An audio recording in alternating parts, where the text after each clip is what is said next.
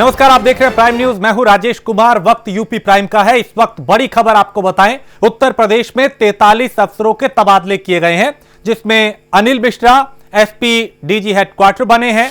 वहीं Sachindra Patel SP ATS Lucknow बनाए गए हैं और कुलदीप सिंह एएसपी अलीगढ़ बने हैं।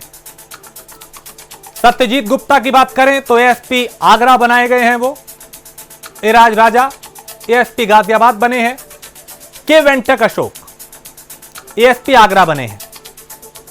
अमरेंद्र सिंह एसपी सोनभद्र बने हैं।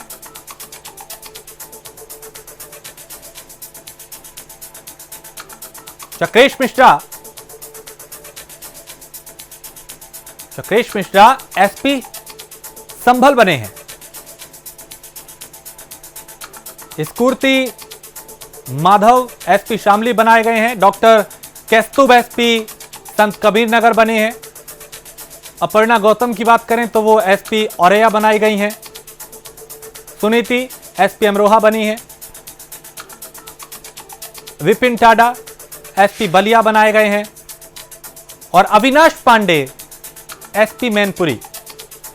ये तबादले हुए हैं। कुछ नाम और कहां किसकी क्या जिम्मेदारी है। नीरज जादव एसपी हापुड़ बने हैं और संजीव सुमन जो हैं वो डीसीपी लखनऊ बनाए गए हैं। अमित कुमार एसपी चंदौली बनाए गए हैं। प्रमोद कुमार एसपी ललितपुर बनाए गए हैं। अशोक मीणा एसपी फतेहगढ़ बने हैं और अभिषेक डीसीपी नोएडा बनाए गए हैं। मिर्जा मंजर बेग जो हैं वो एसपी पावर कॉरपोरेशन बने हैं। Aparna Gupta SP railway Moradabad. चारू निगम को सेना नायक 6 पीएसी मेरठ बनाया गया और कुछ इसी तरीके के नाम और नए बदलाव किए गए हैं।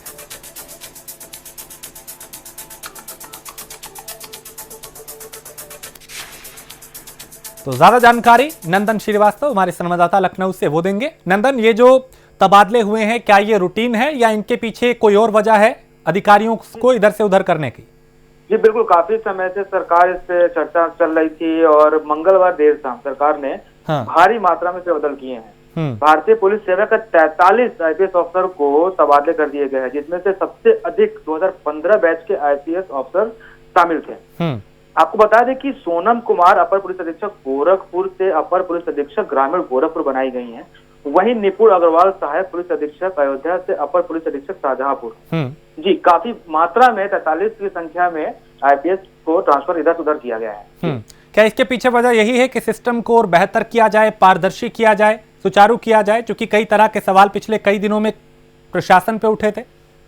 जी बिल्कुल, कई तरह से आपको देखा जाए तो सरकार इस समय चूंकि जिस हिसाब से देखा जाए 2015 बैच के अधिकतर आईपीएस इधर से उधर तबादले किए गए, जिनको चार्ज पे लाया गया है। हो सकता है इसमें सरकार की मंशा ये हो सकती है कि नए यंगस्टर को मौका दिया जा रहा है, नए बैच के आईपीएस को मौका दिया जा रहा है कि तेज तर्रार आईपीएस मोर्चा संभालें और इस तरह से कार्यशैली पर काम करें। चलिए, बहुत शुक्रिया नंदन श्रीवास्तव जानकारी के लिए। तो ये कुछ तबादले हैं जो बड़े पैमाने पे किए गए हैं और व्यवस्था को और बेहतर करने के लिए अधिकारियों को इधर से उधर किया गया है, कुछ को नई जिम्मेदारी दी गई है और मंशा यही है कि सिस्टम और बेहतर तरीके से काम करे।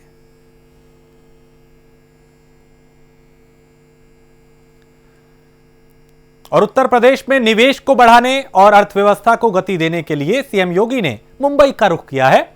बॉलीवुड से लेके उद्योगपतियों तक सभी का ध्यान प्रदेश की तरफ खींचने की कोशिश मुख्यमंत्री करते हुए नजर आ रहे हैं। यूपी में निवेश बढ़ाने के लिए सीएम योगी का प्लान इस रिपोर्ट में देखिए।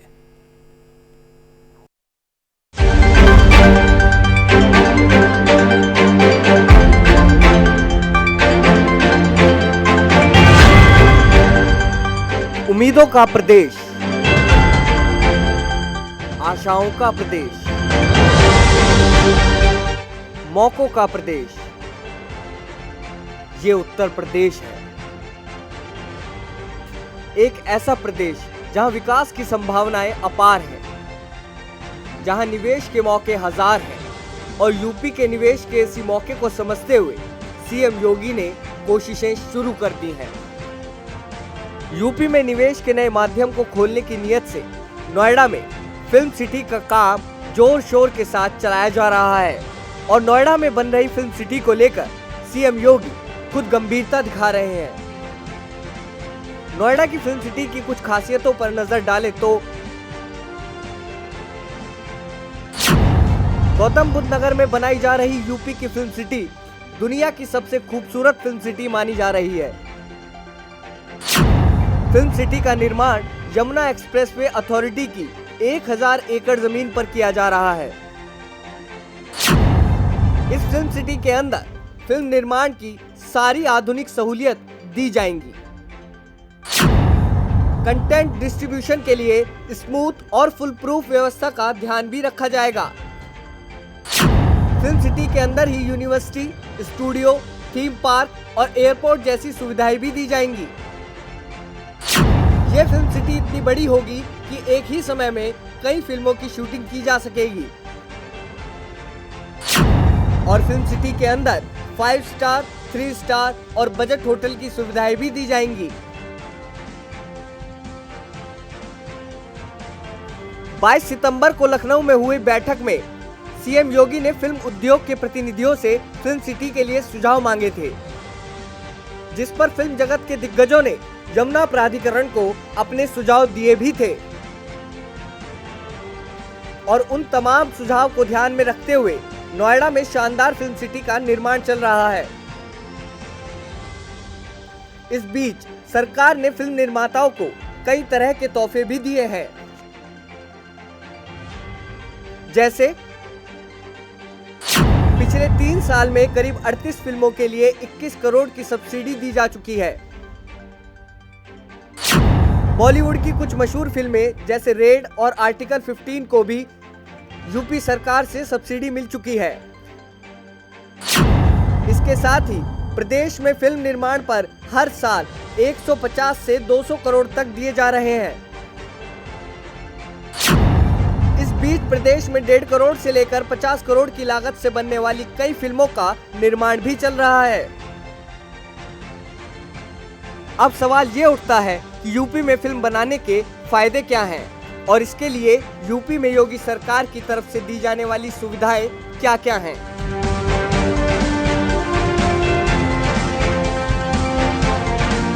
यूपी में नई फिल्म नीति के तहत फिल्म बनाने की ख्वाहिश रखने वालों के लिए योगी सरकार कई तरह के फायदे भी देती है, जैसे 2 करोड़ रुपए तक की वित्तीय सहायता सरकार की तरफ से दी जाती है। साथ ही प्रदेश में बनने वाली हिंदी या दूसरी भाषाओं की फिल्मों को उनकी लागत का 25% या फिर ज्यादा से ज्यादा 2 करोड़ तक की सब्सिडी सरकार की तरफ से मिलती है।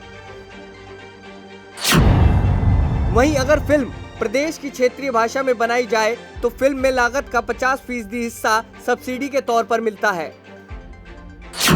फिल्म में अगर प्रदेश के 5 कलाकार काम कर रहे हैं तो 25 लाख रुपए सरकार की तरफ से दिए जाते हैं और अगर फिल्म के सभी कलाकार प्रदेश के हैं तो 50 लाख की रकम दी जाती है। इतना ही नहीं, पर्यटन विभाग के होटलों और दूसरी संपत्तियों पर 25% की छूट भी दी जाती है। यानी यूपी में निवेश के लिए फिल्म का रास्ता यूपी सरकार ने खोल दिया है और इसके साथ ही प्रदेश में फिल्म बनाने पर यूपी सरकार कई तरह के फायदे पहुंचा रही है। कुल मिलाकर ये कहा जा सकता है कि यूपी में विकास को और तेजी से बढ़ाने के लिए अब एक नया रास्ता योगी सरकार ने तैयार किया है। एक ऐसा रास्ता जो यूपी को विकास के पथ पर काफी आगे लेकर जाने वाला है। Ankit Srivastava, prime news, Lucknow.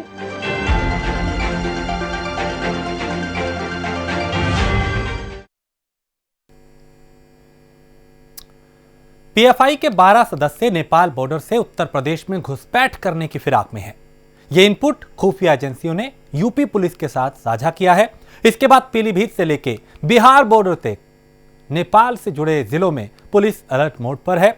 इसी को लेकर उत्तर प्रदेश के ADG law and order Prashant Kumar ने प्रेस कॉन्फ्रेंस की और उन्होंने कहा कि इंडो नेपाल बॉर्डर पे विशेष सतर्कता बरती जा रही है। राज्य की विशेष एजेंसियां भी इंडो नेपाल बॉर्डर पर लगाई गई हैं। उन्होंने आगे कहा कि यूपी में किसान आंदोलन शांतिपूर्ण ढंग से चल रहा है। नई दिल्ली बॉर्डर पे विशेष सतर्कता बरती जा रही है।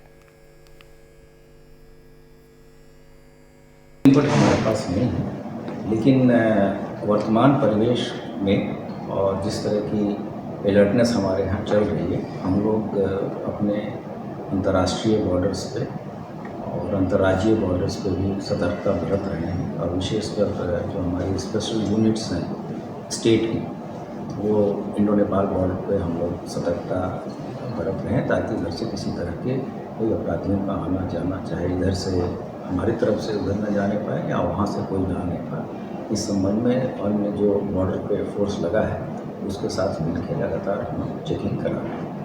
आपने देखा होगा कि देश के अन्य भागों में किसान आंदोलन के दौरान हिंसा हुई, लेकिन प्रदेश में कहीं भी किसान आंदोलन को उग्र नहीं होने दिया गया। लगातार उनके जो जनप्रतिनिधि हैं या नेतागण हैं उनसे बात चल रही है। कुछ हमारे किसान भाई जरूर यूपी दिल्ली बॉर्डर पर बैठे हैं, वो शांतिपूर्ण तरीके से वो बैठे हैं और वो जब भी केंद्र से बुलाहट आएगा वो वार्ता करने जाएंगे।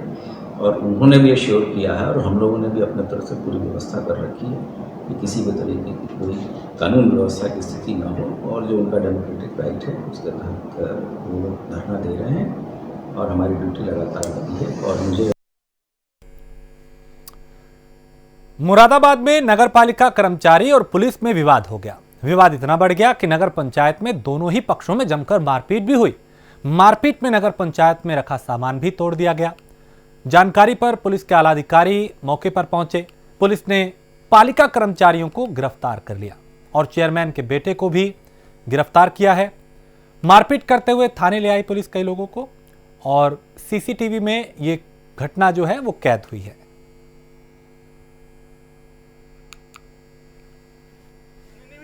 सौ नंबर की गाड़ी थी, उसमें 4-5 पुलिस वाले अंदर घुसे, तो उन्होंने उसका फर्जी बता पूछ लिया होगा उसने। उन्होंने कहा हम चेक करना पे ये होगा, तो उन्होंने कहा जब तक कोई परिवार का ना होगा या कोई मालिक ना होगा तब मैं खोल नहीं सकती। तो उन्होंने उससे बदतमीजी कर दी। क्या नाम? रिंकू चौधरी नाम है। रिंकू गोस्वामी। अरे बताने तैयार भाई। फिर क्या हुआ था? तो मेरा फ़ोन आया मोहल्ले के एक आदमी का, बोले भैया ऐसा बात है कि यहाँ पर शोर शराबा हो गया। अब हम लोग तो उन लोगों ने क्या चलो जिला अस्पताल जाइए। उसके बाद हम अपने घर चले गए। अच्छा, घर पहुंच गए, सारा मामला खत्म हो गया। उसके बाद एएसपी साहब और कुछ लोग आते हैं और घर के अंदर से मारते हुए हमें निकाल के लाते हैं। ये थाना पाकबड़ा क्षेत्र में 29/30 की रात्रि को पीआरबी द्वारा रैन बसेरों की चेकिंग की जा रही थी। उसी दौरान कुछ व्यक्तियों ने पीआरबी कर्मियों के साथ अभद्रता की, उनके साथ मारपीट की, जिस संबंध में मुकदमा पंजीकृत किया गया है, जिसमें 6 नामजद और 18 से 20 अज्ञात व्यक्तियों के खिलाफ मुकदमा पंजीकृत है। इसमें अब तक 6 व्यक्तियों की गिरफ्तारी करके जेल भेजा जा चुका है। बाकी अन्य लोगों की तलाश की जा रही है। जो भी इसमें तथ्य सामने आएंगे उसके अनुसार विधिक कार्रवाई पूर्ण करी जाएगी। बरेली में बीजेपी पार्षद महेश राजपूत को खनन माफियाओं और पुलिस की मिलीभगत की शिकायत करना भारी पड़ गया। चौकी इंचार्ज ने पार्षद के घर में घुसकर मारपीट और तोड़फोड़ की। दारोगा ने घर में मौजूद महिलाओं से भी बदसलूकी की, अभद्रता की, ऐसा भी आरोप है। थाना इज्जत नगर में बैरेवन चौकी पड़ती है। यहाँ के चौकी इंचार्ज हैं कपिल कुमार। वो स्थानीय सभासद हैं महेश राजपूत। उनके यहाँ कोई जांच के सिलसिले में गए थे, तो वहाँ पर उनके साथ मारपीट की गई है और इसमें आवश्यक कार्रवाई की जा रही है। कितने लोगों के खिलाफ मुकदमा दर्ज किया जा रहा है? अभी मुकदमा नहीं दर्ज किया गया है, अभी तहरीर आने पर कार्रवाई होगी। मैनपुरी में मतदान करने गए बीजेपी और एसपी समर्थकों के बीच जमकर विवाद हुआ। दोनों के बीच फायरिंग भी हुई। फायरिंग से पुलिस प्रशासन में हड़कंप मच गया। बताया जा रहा है कि लोगों में दहशत फैलाने के लिए करीब आधा दर्जन फायरिंग की गई, यानी राउंड जो थे वो चलाए गए, गोलियां चलाई गई। डीएम और एसपी ने मौके पर पहुंचकर हालात की जानकारी ली। जांच की जा रही है, कार्रवाई की बात की जा रही है। ये प्रकरण थाना करहल क्षेत्र जनपद मैनपुरी का है। इसमें तकरीबन 1 बजे की बात है। यहाँ पे जो एमएलसी के चुनाव हो रहे हैं, वहाँ के मतदान केंद्र जो ब्लॉक है वहाँ से करीब 300 मीटर दूर जहाँ पे बस्ते रखे रहते हैं वहाँ की बात है। वहाँ तिराहे पर एक बिल्लू यादव हैं, वो अपने 4-5 लोगों के साथ खड़े थे। उसी दौरान एक गौरव यादव वहाँ पे आए और कुछ कहा सुनी हुई। उसी बीच में 3-4 राउंड फायर करने की बात सामने आई है। इस मामले में बिल्लू यादव ने गौरव यादव और उनके 3 साथियों यानी कुल 4 लोगों के खिलाफ फायरिंग से रिलेटेड मुकदमा दर्ज कराया है। इस मुकदमे को दर्ज कर लिया गया है, आगे कार्रवाई की जा रही है। और अलीगढ़ के गभाना इलाके से अपहरण हुए युवक को पुलिस ने थाना गांधी पार्क इलाके के एक मकान से बरामद किया है। पुलिस ने एक युवती समेत 2 लोगों को गिरफ्तार कर जेल भेज दिया।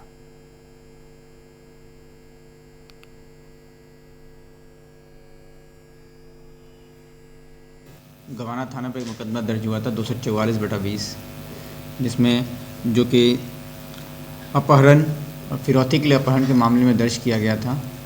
उसी मामले में गवाना पुलिस तलाश कर रही थी कि जो अपहृत व्यक्ति उसकी तलाश कर रही थी, और जिस फ़ोन से फिरौती मांगी गई थी उस फ़ोन की लोकेशन तलाश करते हुए गवाना पुलिस गांधी पार्क एरिया में पहुंची और फिर टावर लोकेशन के आधार पर वहां तलाश किया जा रहा था।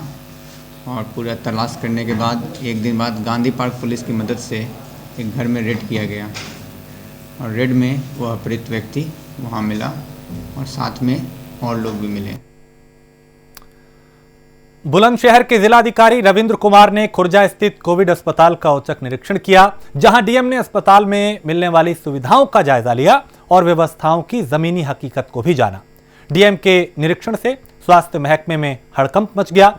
वहीं जिलाधिकारी रविंद्र कुमार ने स्वास्थ्य कर्मियों को जरूरी दिशा निर्देश भी दिए।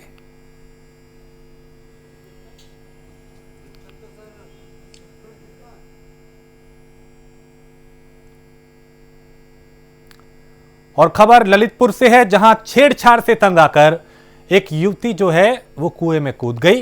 ग्रामीणों ने किशोरी को जिंदा बाहर निकाल लिया। किशोरी को जिला अस्पताल में भर्ती कराया गया है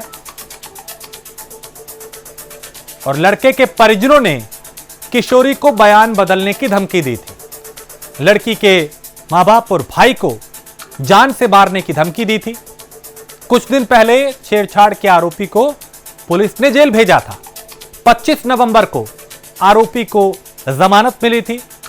एएसपी ने तहरीर के आधार पर जांच की बात कही है।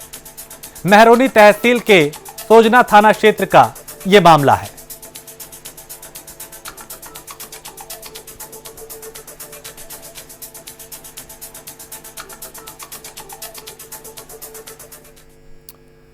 अयोध्या कोतवाली के दर्शन नगर में शादी समारोह से लौट रहे वेटर की गाड़ी हादसे का शिकार हो गई, जहां अज्ञात वाहन ने उनकी गाड़ी में टक्कर मार दी। हादसे में 2 वेटर की मौके पर ही मौत हो गई, जबकि एक ने जिला अस्पताल में एक का इलाज चल रहा था, जहां इलाज के दौरान उसने भी दम तोड़ दिया। वहीं एक युवक का इलाज अभी जारी है। बताया जा रहा है कि वेटर शादी समारोह में वहां से लौट रहे थे और लौटते वक्त यह हादसा हुआ।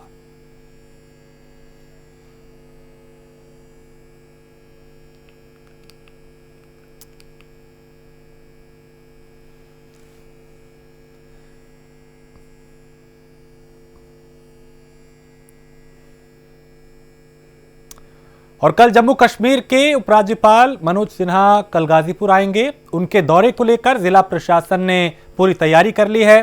जिलावासियों में खुशी है और शहर में सुरक्षा के पुख्ता इंतजाम किए गए हैं। वहीं पुलिस अधीक्षक उपराज्यपाल के पैतृक गांव मोहनपुरा पहुंचे और निरीक्षण किया। इस दौरान उन्होंने कहा कि सुरक्षा व्यवस्था में लापरवाही बर्दाश्त नहीं की जाएगी।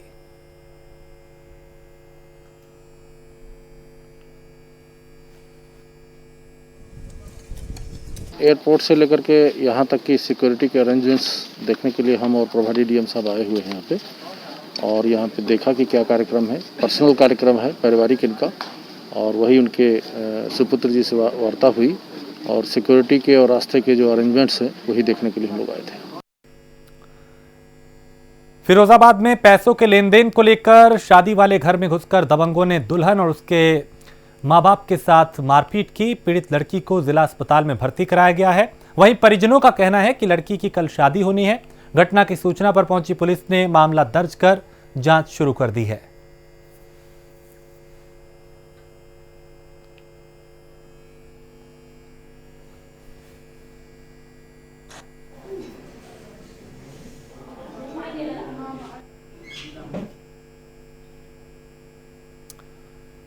और झांसी के मऊरानीपुर थाना क्षेत्र में छेड़छाड़ की शिकायत करने पर सिरफिरे ने युवती की सरेआम पिटाई कर दी। जहां तक आरोपी ने मारपीट का वीडियो भी बनाया और यानी एक युवक जो था वो वीडियो बना रहा था, उसके साथ भी मारपीट की। बताया जा रहा है कि बीते 29 नवंबर को युवती ने आरोपी के खिलाफ छेड़खानी की शिकायत की थी और ये बीच सड़क पे ही युवती के साथ मारपीट करता हुआ नजर आ रहा है। और जो युवक यहां वीडियो बना रहा था उसके साथ भी मारपीट की गई।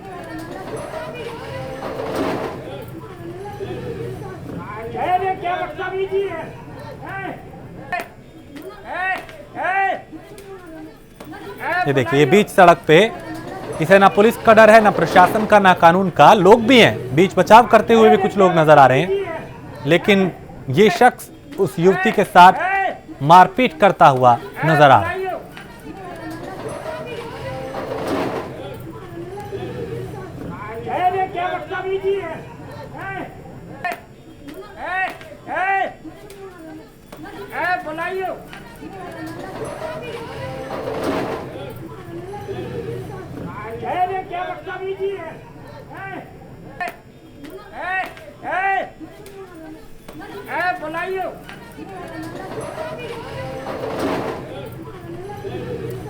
तो वीडियो बना रहे युवक के साथ भी मारपीट की गई। बीच सड़क पे, बीच चौराहे पे सरेआम मारपीट की जा रही है। एक युवती को पीटा जा रहा है और यहाँ पे इस शख्स को ना पुलिस का डर है, ना प्रशासन का, ना कानून का। छेड़छाड़ की शिकायत की थी कुछ दिन पहले इसी युवती ने और आज ये युवक देखिए किस तरीके से बदला ले रहा है, किस तरीके से मारपीट कर रहा है। कैसे इसको छेड़खानी की बजाय इसे गिरफ्तार करना चाहिए था, इसकी जगह सलाखों के पीछे होनी चाहिए थी, लेकिन ये खुलेआम बाहर घूम रहा है और जिसने शिकायत की थी उसके साथ मारपीट कर रहा है। एक शख्स यहाँ पे वीडियो बना रहा था, उसके साथ भी इस युवक ने मारपीट की है। लोग बीच बचाव कर रहे हैं लेकिन उसे कोई फर्क नहीं पड़ रहा। और यहां एक ब्रेक के लिए रुकेंगे, ब्रेक के उस पार कुछ और खबरें।